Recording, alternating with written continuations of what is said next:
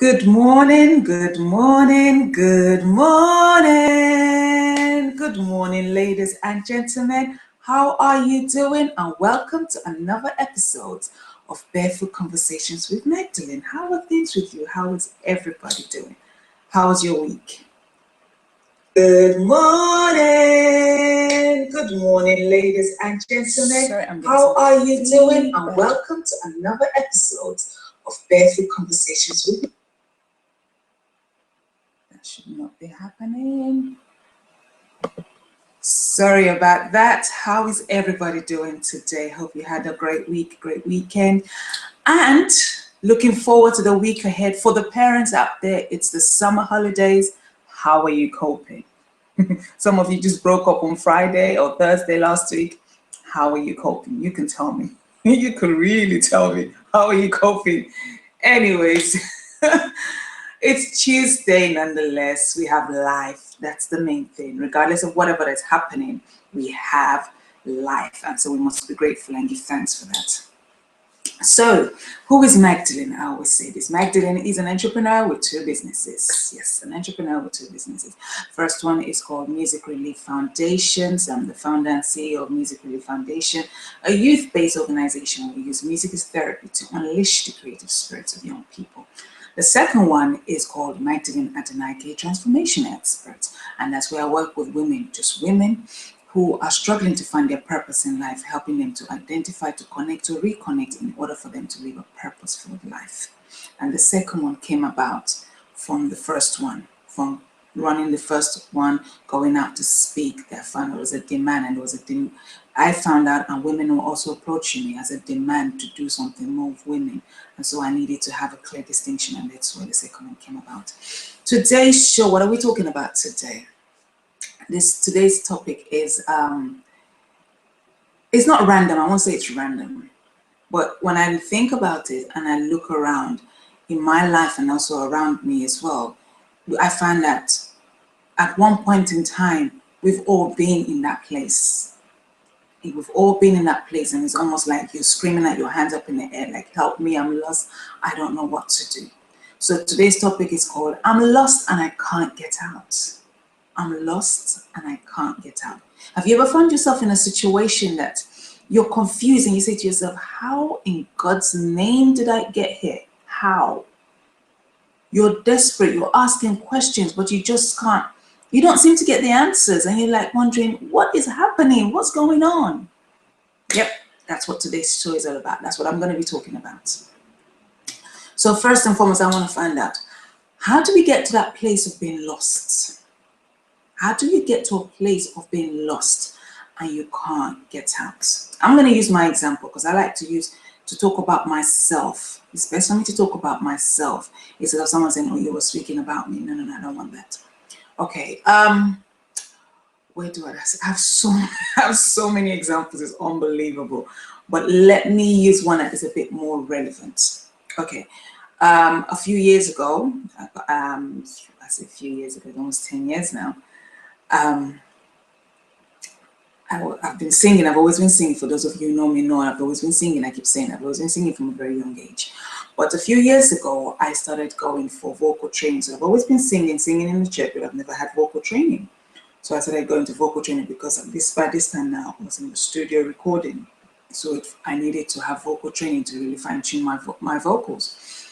And so in the process of vocal training and listening to, obviously, my vocal tutors, because I had several, and listening to other people, I found myself rejecting who I was as a person, and then beginning to embrace the other people, because I began to have this inferiority complex, saying that I couldn't sing because I did not sound like these other people. Outside of the famous ones that we know, like the Beyoncés, the Mariah Careys, the Whitney Houston, and all those people, all the other day-to-day people that we see all the time, I didn't sound like them. And because I didn't sound like them, I felt that I was no good. And so as I was in that journey of obviously trying to work on my vocals to ensure that the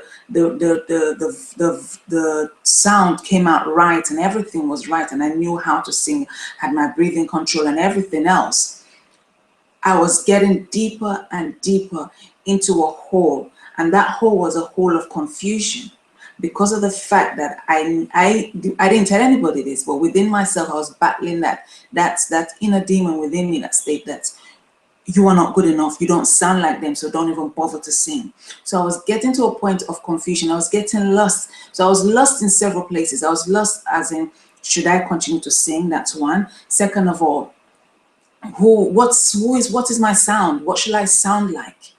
Third of all, the main thing was that I wasn't good enough. So regardless of whether I should sing or not, and whatever sound that was I needed to have, I wasn't good enough. So that, in a sense, just kind of superseded all the other two, and it made me feel just worthless. There was no point. So I didn't tell this to anybody. I was still singing in the church and still going out to sing, but I was battling this. So when people used to call me out to sing, I used to be like, let other things happen. Even though they've called me, I've turned up, but I don't want to sing. Do you understand? Does that make sense to anybody? I don't know.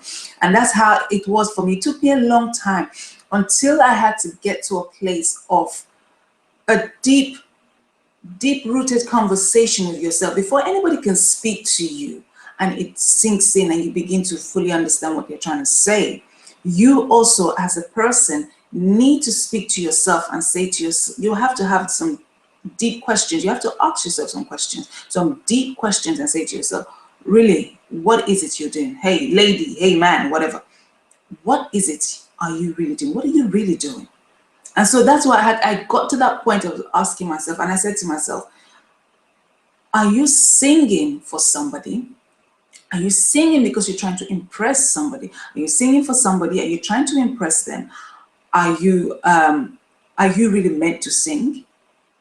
Somebody told me at one time, one person said to me, he asked me, he said, Magdalene, are you really meant to be singing?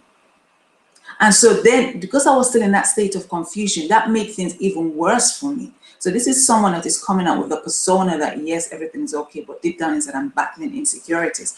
And then you just kind of put the last nail in the coffin and just made the matters even worse. And so for me, it took me a long time to get away from that place, because I was still battling that insecurity that I was not good enough because I didn't sound like A or I didn't sound like B. So that was what made me not good enough. Until I had that conversation with myself, and then other people began to have conversations with me, I was in a place of obscurity. I didn't know where to come out from, where I was going. I didn't know if I was coming or going. I was just existing. I was just existing. Until I got to that place, I said, Magdalene, you have a voice. Magdalene, you have a message. That word, I'm going to come back to that later. You have a voice, you have a message. And that message, when I found that I had a message, that was the final deal for me. That was the deal breaker, That was a deal breaker, and that was what caused me to wake up. And that was what caused me to come back to my lane. Because all along, I was in other people's lane, trying to be like other people, trying to compete like other people. So when they were embracing other people and celebrating other people, and they did not celebrate me, I felt so bad. So I'll be smiling, but inside I'm like, wow, so that is not good enough then. That's, all of these things were happening. So I'm smiling, you can see that. I'm smiling, but I was having all these conversations with myself. Until I realized that not only did I have a voice, so that was for me, it was like, okay, yeah, I have a voice. People told me I had a voice, that's okay. But when I found out that I had a message, that was like, wow. So coming back to today's topic now, I'm lost and I can't get out. So I have several questions for you. The first question is, who are you? I've spoken about who are you. I had a show on who are you. Some I think 2 months or so ago. I don't know if it's that long, but you can go back and check it. Who are you? Second of all, what are you trying to do? Who are you? What are you trying to do? Third of all, who are your audience? Who are you trying to reach out to? Fourth thing, what are you saying to these people? Once you realize who this audience is, what are you saying to them? Who are you? What are you trying to do? Who are your audience? And what is your message? What is your message? I don't think it's an accident. I don't think it's an accident when somebody goes to school and studies a particular subject. they study that particular subject. It may be willingly or grudgingly. When I say grudgingly, because some parents have a way of influencing what the children go and study. So that could be grudgingly. So this is not really you, but this is what your parents say that you must do. So you go ahead and do it. So if that's the case, that's how some people are as well. Okay, so either willingly or grudgingly, no knowledge is wasted. So that's why I don't think it's accidental. No knowledge is wasted. No knowledge is wasted. So regardless of the fact that you went to study science, I don't know what you're going to do with that, but you went to study just the subject science, and you've come out of that and you finished your degree, and now you are now a drama teacher. You went to study science, but now you're a drama teacher. Two different subjects, two worlds apart. But you will find that as you go along in your life, you will begin to draw strength, draw knowledge from that degree that you studied. I give you another example. When I was working in the bank, I started off as a cashier and then I moved on. I was an administrator, I moved on, I was working with premier clients, sorting out their accounts and all the rest of it. All of those experiences, whilst I worked in the bank, I find them very applicable to me right now, especially within my organization. Because while you're running an organization, even if you have people who are also working with you, you must know, you still as the founder, the CEO, the chief executive, the boss, you need to know everything. So I still find myself applying my administrative skills. I still find myself applying my cashiering skills in a sense of the money side of things. I still find myself applying so many things. And even from that skill, even when I I'm mincing my words here. When I go back a bit, prior to starting with the bank, in my church, I was the admin staff at that time, many, many years ago. I was the one doing all the administrative work. I used to hate it because I was like, oh, it's too much, I can't be doing this. But then I didn't know that was a preparation. I was being prepared for my job with the bank. Because I was complaining before. I wasn't getting paid, but then that's another issue as well. But I was complaining before. I was like, oh, it's too much. But that was a preparation to what I was doing in the bank. And then it's carried on till now. So not only in business wise, in your day-to-day life, you have to have some form of administrative process. In your day-to-day life, there must be some form of administrative process in order for you to ensure you keep on top of your bills and everything else that you need to do. So when we talk about I'm lost and I can't get out, who are you? Who are you? And I'm not asking this question in a bad way. I'm asking this question to kind of provoke you to think about it, to think about yourself. Who are you? There are many wannabes out there. There are many wannabes out there. There is a big business out there for celebrities, impersonators, people who look like celebrities. So because you can't get the real deal, you get somebody who looks so much like a particular celebrity, and you get that person to come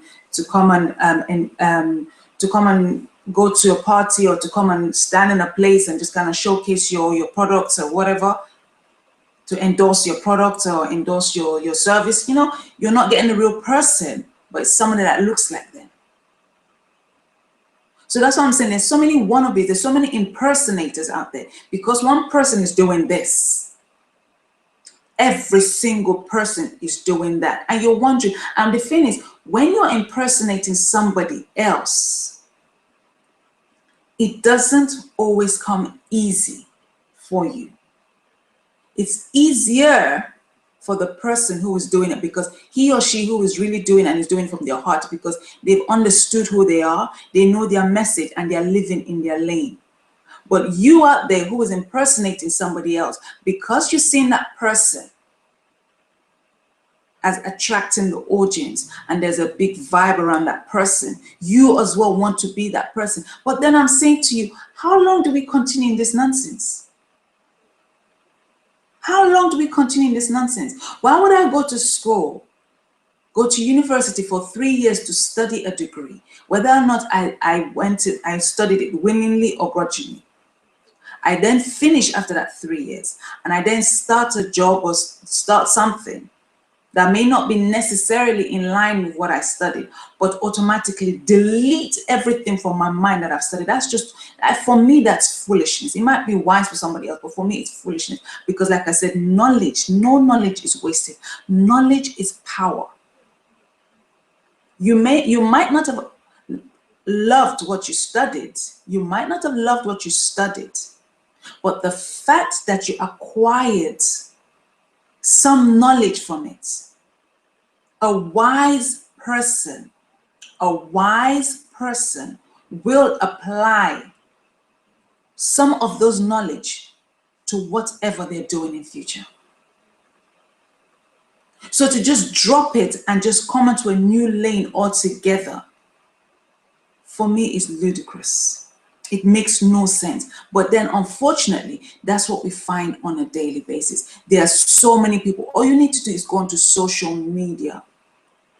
Social media, on one hand, is great, but on the other hand, has become a circus. It has become a circus because every single person is doing the same thing. Come on, people, wake up. Wake up. This is ridiculous. There are many people who are confused, who are so confused within themselves, and they come on social media and share rubbish, absolute rubbish. And then you have people who are also confused following them. So we are going in that vicious circle of one confused person leading another confused person. That can never be a win-win situation. It can never be a win-win situation. It's time for people to wake up. It's time for people to go back to the drawing board and look at yourself in the mirror and ask yourself some hard-hitting question. Who are you? That's what you need to ask yourself. Why are you here? What is your purpose? Who are your target audience? And most importantly, what is your message?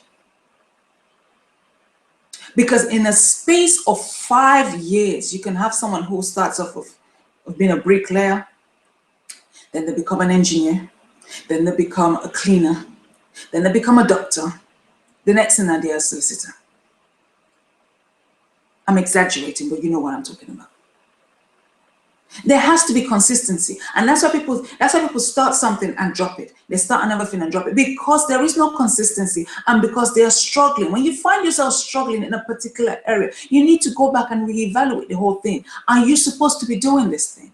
And if you really are, this is what you're supposed to be doing, whatever it is you're supposed to be doing. What do you need to do? What else do you need to equip yourself with in order for you to begin to see clarity in your mind? So even if you're not gaining motion yet, you're not gaining momentum yet, but the fact that you have clarity, once you have clarity, you become consistent.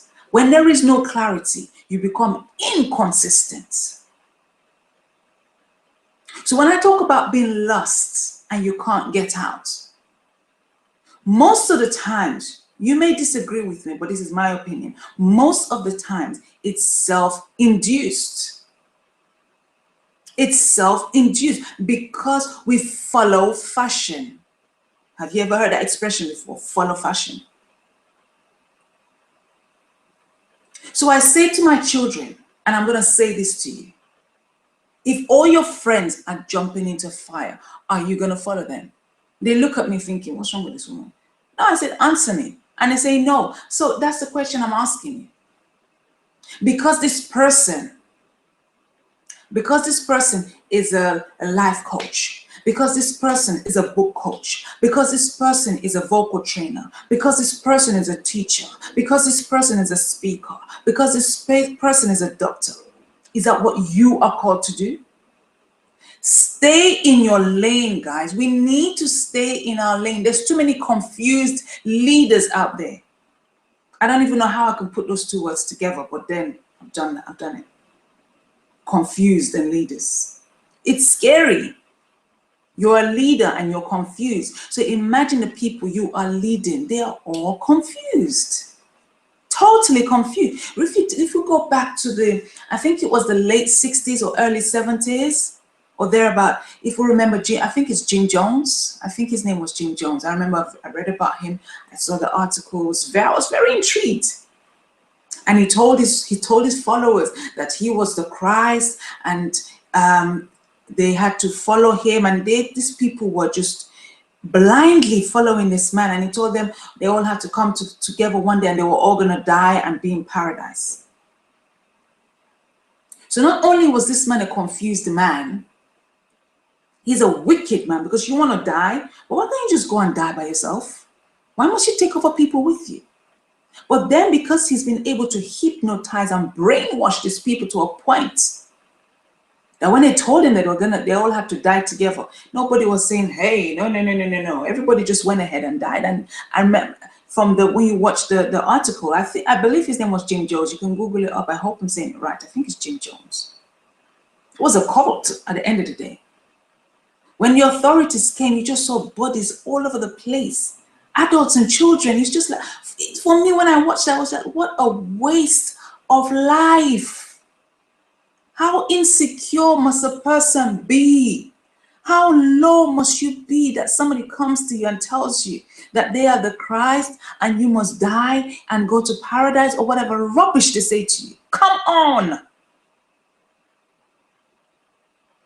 If somebody tells you that you must die, and then that when you die, that you guys can be together and be in paradise or whatever, say to the person, listen, if we must die for us to be in paradise, then please, I don't want to be in your paradise. You go ahead and die and find someone else to die with you. Me, I'm happy where I am. Simple enough. If we must die for us to be in your paradise, according to you, get it straight. But listen to what I'm saying. If the person says we must die for us to be together in his or her paradise, let the person know. You see that door? Don't let it hit you behind. Bye. Simple enough.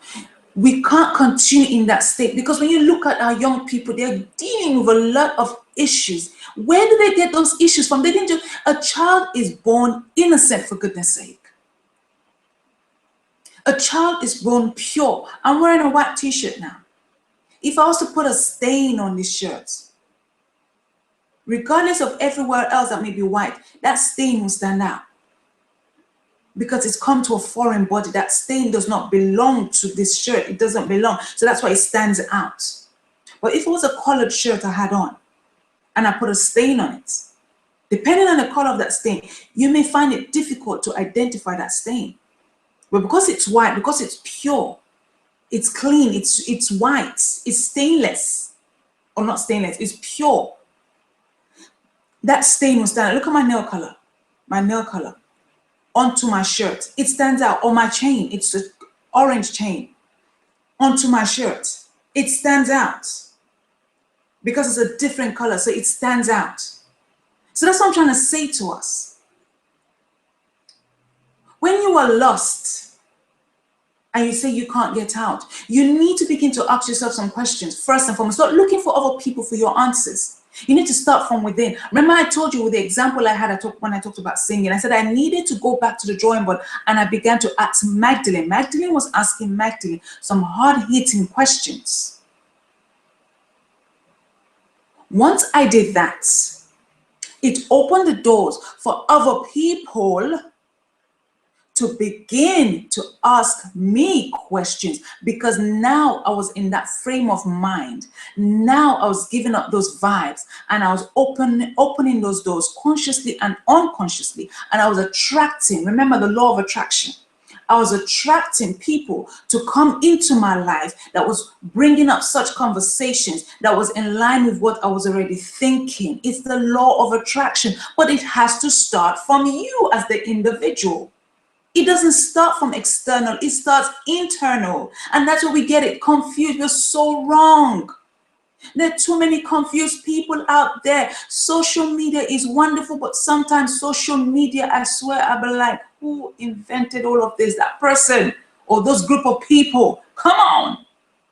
You have opened a can of worms and it's just like, this is ridiculous, for goodness sake. There's so many things I see on social media, especially on Facebook, and I'm like, I'm not going to mention them, because if I start mentioning them, it becomes too obvious, but I'm not. I sit back and I'm like, are you for real? Stay on your lane. Stop following, even as adults.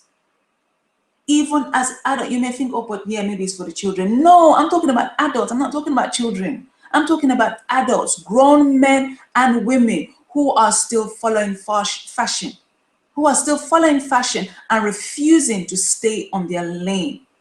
I'm sorry, today's show might be just Magdalene ranting. I'm not trying to come here ranting, but I have a message. And that message is, what is your message? That message is, what is your message? What is your message? What do you have to offer people? There's one thing to feel insecure because you feel that you don't know enough. You are a newbie, you're a newcomer. But there's another thing to feel insecure because you're trying to put yourself against somebody else. You've placed someone else as on a high pedestal, and you're trying to kind of compete with that person.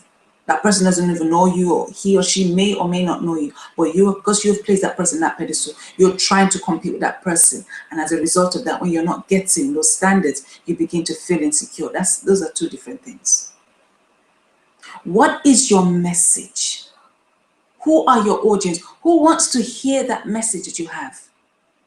Who wants to hear that message? Or not even wants, who needs to hear that message that you have? And that's what happens when you go back to the drawing board. When you go back to the drawing board and you begin to evaluate things all around you, you begin to get your answers. And as you begin to get your answers, you are now attracting the right kind of people into your life. So regardless of however long your journey may be, but you find fulfillment because you are now on your lane. That's the bottom line. When you're on your lane, there's fulfillment. When you're on your lane, there is joy. When you're on your lane, you may not have money in your pocket, but your smile is like you have millions in the bank. When you're on your lane, trust me on this. You wake up each morning that God allows you to see with a spring on your step. And you say, wow, this is a beautiful day. You get clarity. It's important for us to have clarity. It is so important. If there is no clarity, you can't leave home and say you're going to a particular place. You may eventually get to that place, but the journey that might have taken you an hour, you find yourself going around and round and round until you get there 2-3 hours, or you might even abandon ship and say, you know what, I can't be bothered anymore.